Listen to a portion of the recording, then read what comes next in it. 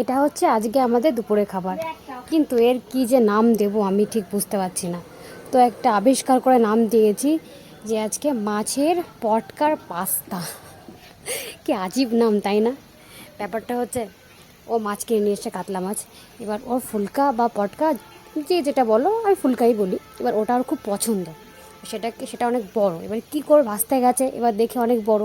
ও বলছে কি এগুলোকে কেটে কেটে দিই, তাই দেখো কেটে কেটে দিচ্ছে।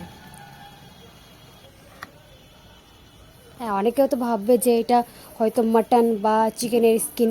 একদমই না, এটা হচ্ছে মাছের ওই পটকা বা ফুলকা, সেটা।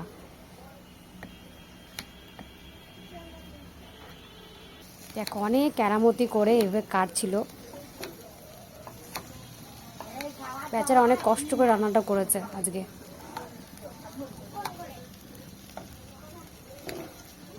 মানে মাছের পটকা বাছতে গিয়ে নাজেহাল অবস্থা ওর।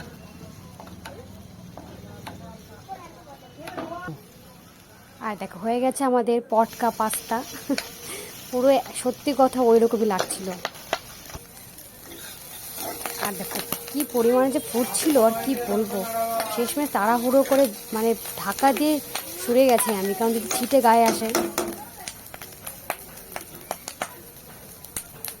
প্রচণ্ড পরিমাণে ফুটছিল, ফুটটা যেরকম ফোটে না, এরকম পপকর্ন যেরকম হয় সেরকমভাবে ফুটছিল।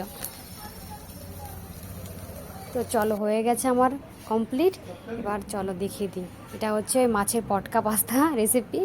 আর হচ্ছে যে মাছ ভাজা, কাতলা মাছ আর ভোলা মাছ আছে। আর এই যে দুটো কাঁচা লঙ্কা আর ভাত।